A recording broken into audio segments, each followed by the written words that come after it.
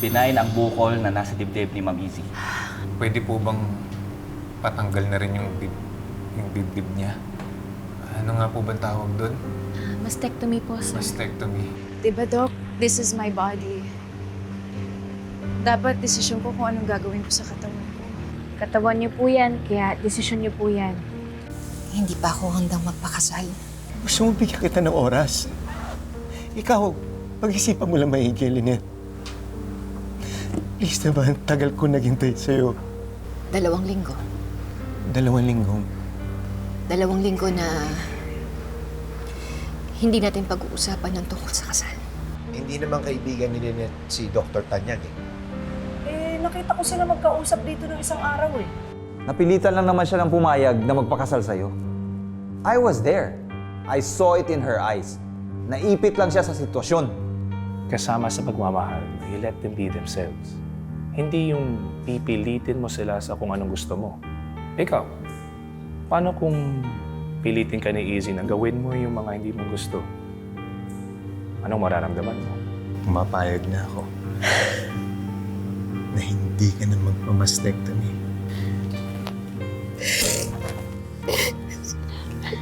Whatever happens,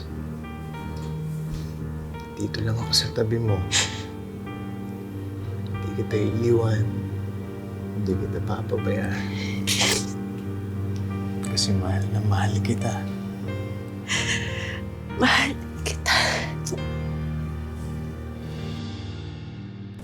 Ayan. Oh, ang dami naman yan. Para sa akin ba ito lahat? Opo, ma'am. Suhol po yan kasi maliligaw ako sa anak niya eh. Uy, sasabi mo? Sorry po kasi palabiro po talaga to eh. Joke lang po, ma'am. Bawal pa po magpaligaw si Doc Annalyn eh, kaya tambay-tambay po muna ako sa friend zone. Mabuti naman alam mo. Pero kung sakali kung pwede na, maliligaw pa rin po ako sa anak ninyo. Nay, okay ka lang po? Nakalimutan ko pala yung tubig. Ay, ma'am, bili lang po ako ng tubig ah. Dok, saglit lang. Nay, sorry po kasi ano talaga yun eh, papansin yun eh. Palabiro po siya ako. Ganda, kumain na tayo dito. Sarap po yan, lagi namin kinakain yun. Talaga?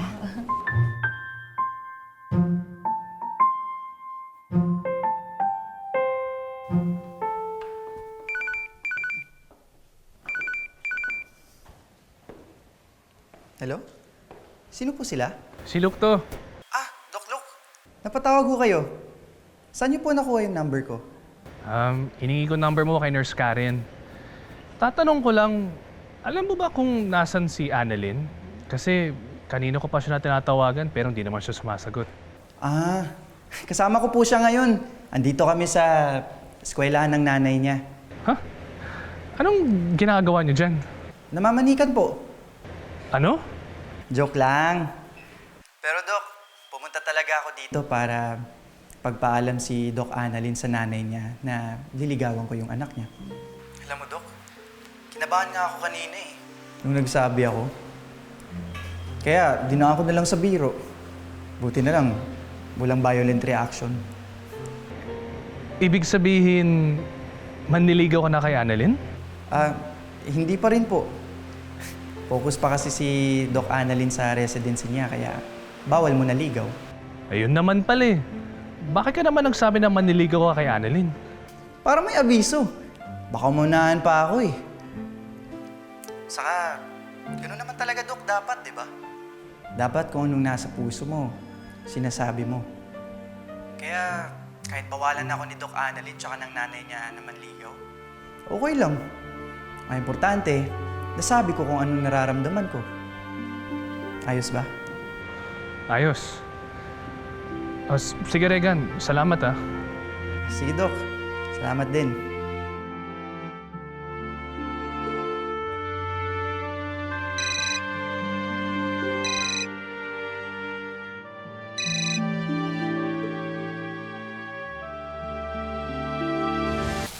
Ano ka pa oh? Sige po. Tubig ka. Dok, tubig ka muna. Ma'am, tubig ho. Salamat. Uy, ako na magligpit yan. Salamat. Ay, kamusta kayo? Oo. Sige, ligpitin ko na rin, ha? Sige, mami. Sa merienda, Alam ko naman yun. Dok, tapo ko muna, ma'am.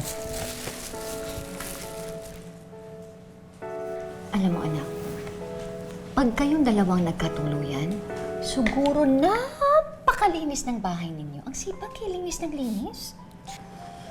Well, oo nga po. Sobrang sipag po nun. Kahit nga po nung sa ospital, kahit di niya po area, nililinis niya po. Ganun siya kasipag. Parang nga po si Tito Michael. Eh, kamusta po pala kayo? Kanina ko pa po napapansin, hindi niyo po suot yung engagement ring ninyo. Okay naman kami. Engaged pa rin kaming dalawa. Pero sinabi ko kasi sa kanya kung pwede, wag muna namin pag-usapan yung wedding preparations. Kasi parang kailangan ko munang huminga. Ay, parang ganyan din po yung pasyente ko. Binigay niya po dun sa asawa niya po yung desisyon kung gusto niya po magpa-opera o hindi. Respeto niya naman po. Mahal niya po asawa niya. Parang si Regan. Oo, tingnan mo. Hinahayaan ka lang niya. Hindi ka nga niya kinukulit eh. Pero tingnan mo, halatang-halata naman na gustong-gusto ka niya.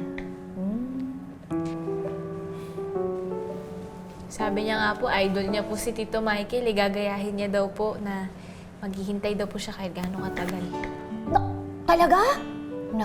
Kawawa naman yung batang yun. Matagal-tagal lang aantayin niya. 30 years.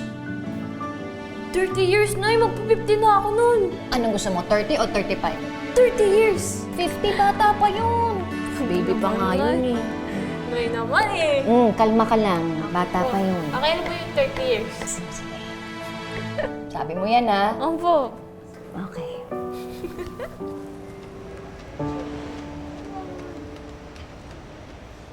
Totoo ba nakita kayo ni RJ tapos hindi mo sinabi sa akin?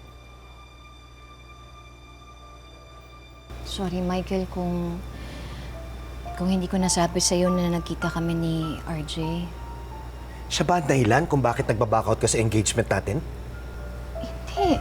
Michael, walang kinalaman si RJ dito.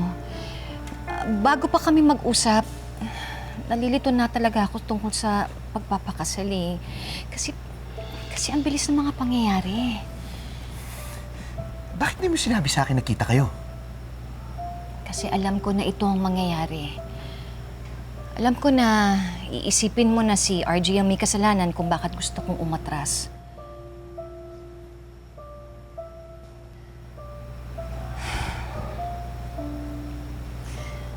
Michael, sa'yo ko binigay yung oo ko. Sa'yo ako pumayag na magpakasal. Ang hinihingi ko lang naman oras. Sana huwag mo akong madaliin. Pero pinapangako ko sa'yo, walang kinalaman si RJ dito.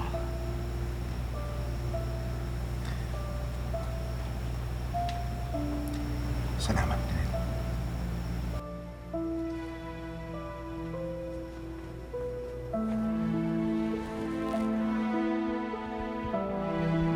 Paano kung hindi pa rin ikaw ang gusto ko?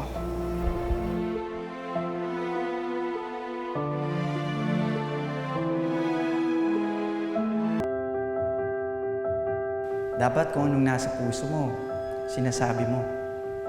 Kaya kahit bawalan ako ni Doc Annalyn tsaka ng nanay niya na manligaw, okay lang. Ang importante, nasabi ko kung anong nararamdaman ko. Morning, Doc.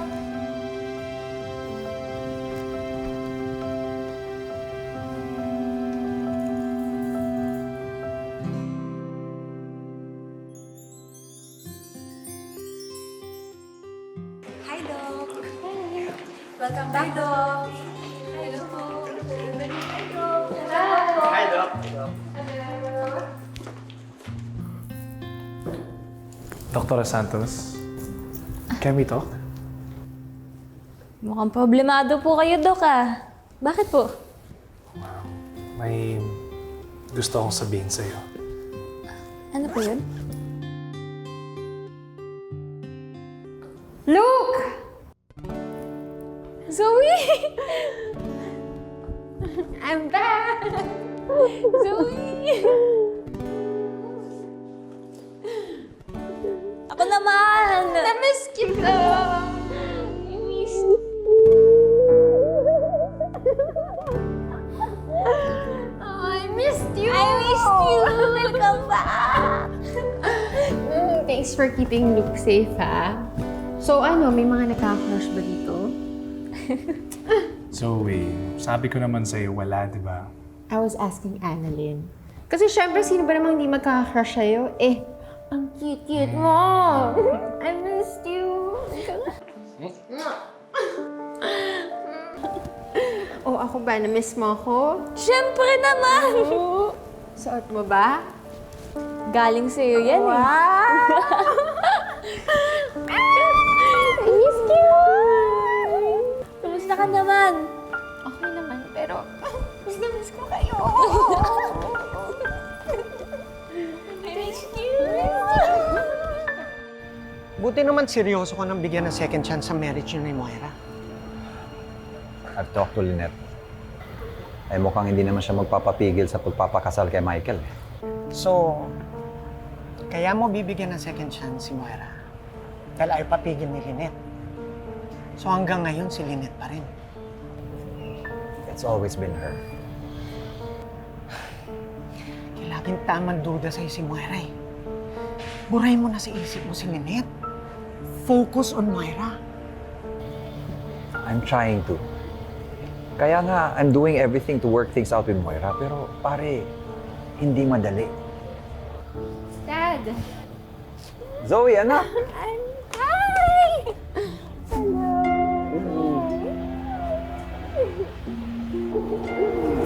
So, na-miss mo ba ako? Oo naman. Ikaw, na-miss mo ba ako? Of course, super miss! So, how are you?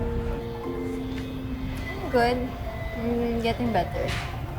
Actually, malaking tulong si Annalyn. Si Annalyn? Yes, best friends na kami. See, may friendship bracelet pa kami. Hi, Tito! Welcome back, Zoe. Oh, I missed you, Dad!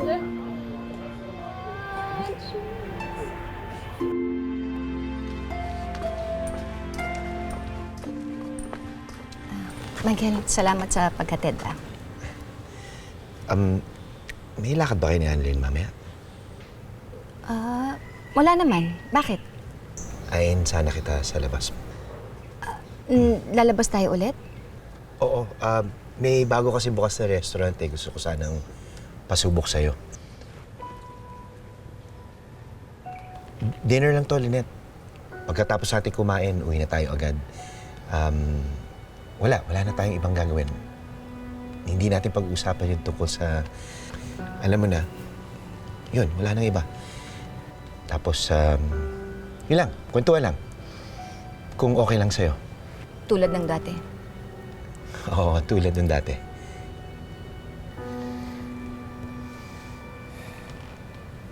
Sige. Dinner tayo.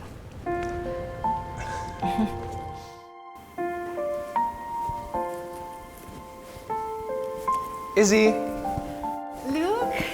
Hi! O ito, para sa inyo nila Dr. Santos at Dr. Prado. Galing sa amin ni Bart. Salamat ha. Doc, fresh from bakasyon ka. Baka naman may palibre. Walang ganun, Doc. Walang Sige, ganun okay dito. lang. Oh my God, thank you! Kaya sa'yo ako, Doc. Zoe! Si Luke may kausap na girl dun sa lobby. What?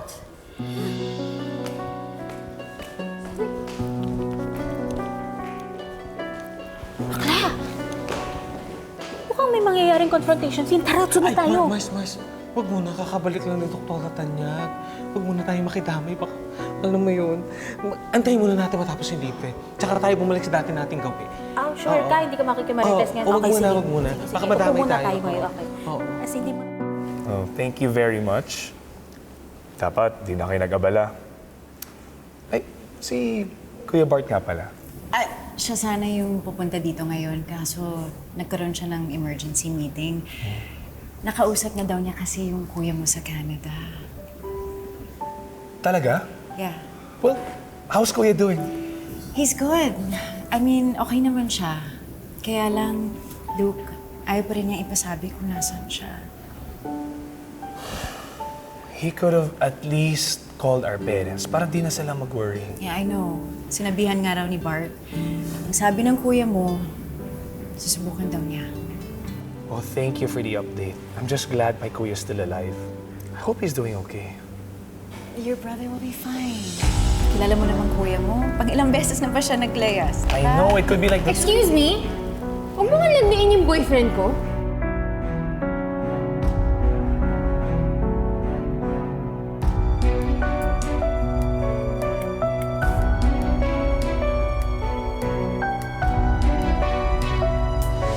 Zoe, stop it!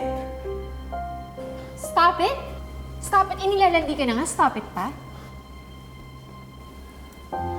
Kung ano man ang iniisip mo, hindi yun ang nangyayari ngayon. Izzy is a former patient.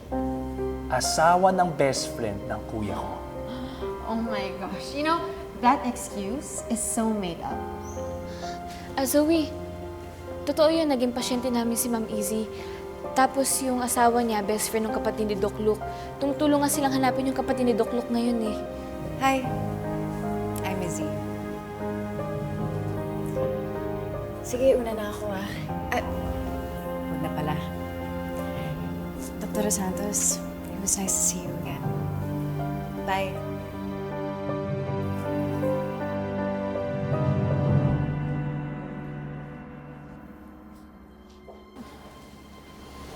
Dr. Santos, gift sa atin ni Izzy at Bart.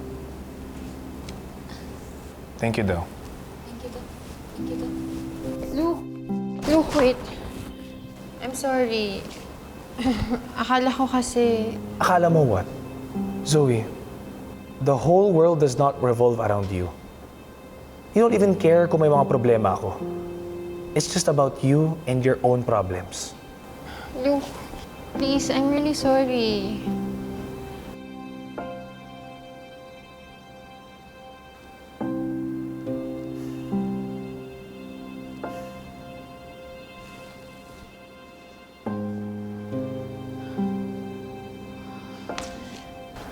Joy! Zoe, I'm sorry. Akala ko naman kasi talaga. Next time kasi dapat kino-confirm mo. Napaka-chismosa mo kasi.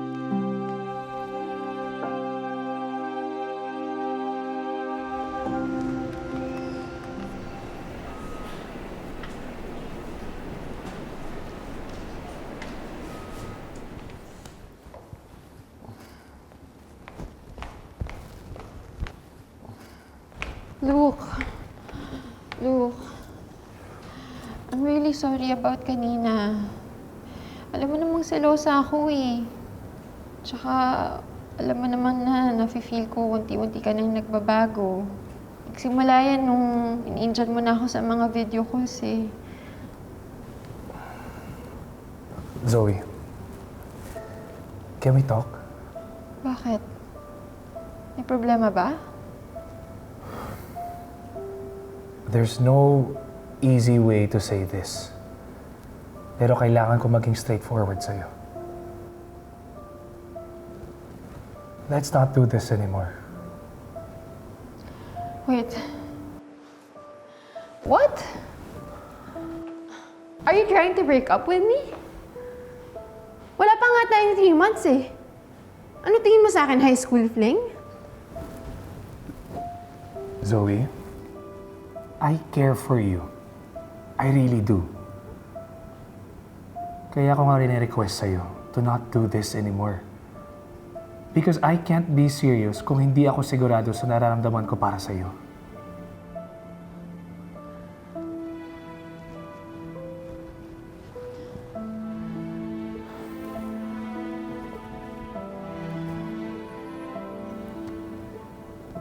Kailan mo pa nararamdaman to? It just happened. And I'm really sorry.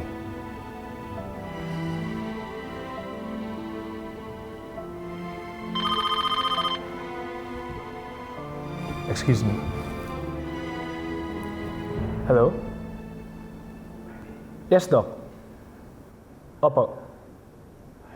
Yes, I'll be there in 5 minutes. Thank you.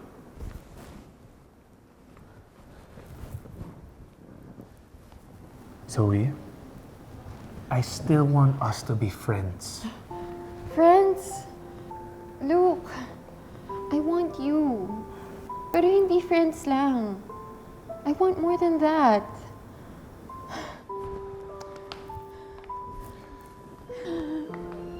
Pwede ba pag-isipan mo muna?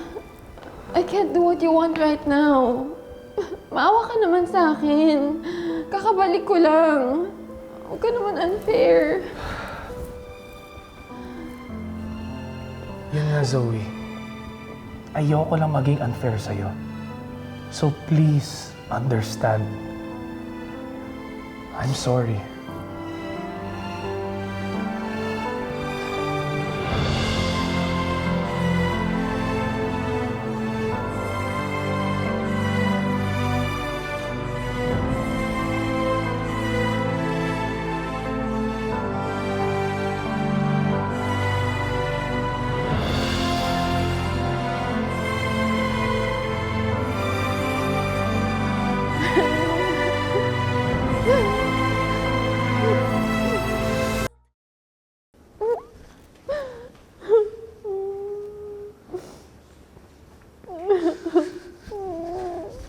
Zoe.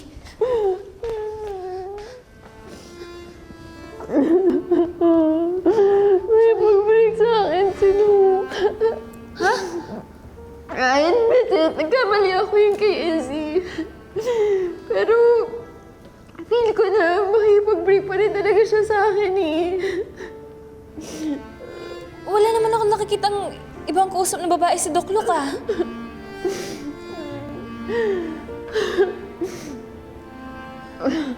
Wait. Yung nurse na kausap niya nung nagbe-video call tayo. Si Nurse Julie?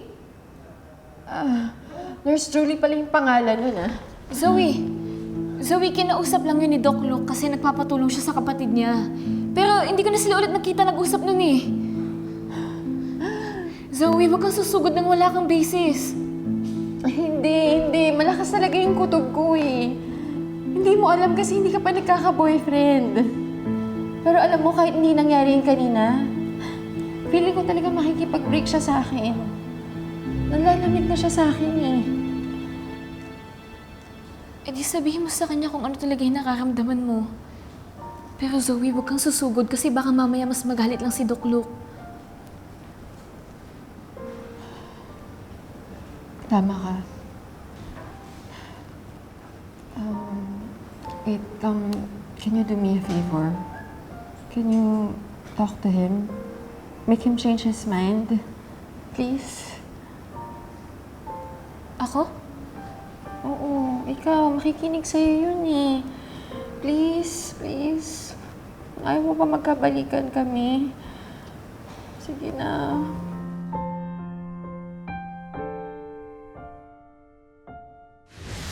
Next time kapag tatawid ka, please look both ways.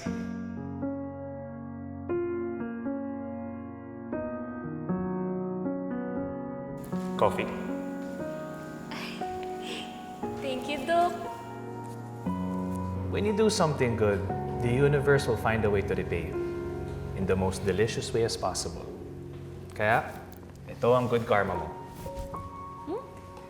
Para sa akin po to? Yep, all yours. Talaga? Yes.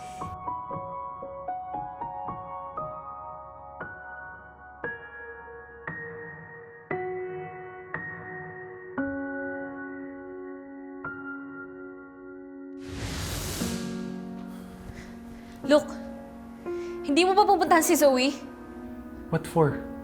Para magkaayos kayo. Don't push me to her, Annalyn. It will be unfair for the both of us kung makikipagbalikan lang ako sa kanya knowing that I like someone else. It will be fake and half-hearted. Sino ba kasi yan, ha? Sabihin mo nga sa akin, para kausapin ko yan. Sabihin ko, tigilan ka na niya. Ikaw.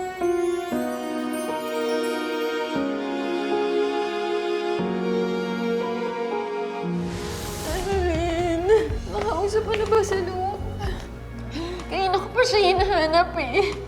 He's probably with his new girl. Lagot talaga sa akin yung babae yan pag nakilala ko siya. Kasama mo si Michael? Oo. Si Ma'am Moira, nasan? Pasunod na. So, tuloy ba ang kasal? Tuloy na tuloy. Break na sila? Hindi ko rin nga maintindihan. Ang dami-dami nagkakagusto kay Dr. Tanya, pero habol pa rin siya ng habol kay Luke. Eh, paano nga yun? Hindi naman in love si Doc Luke sa kanya. Eh kasi, may iba nang nagugustuhan yun si Doc Luke. Lynette!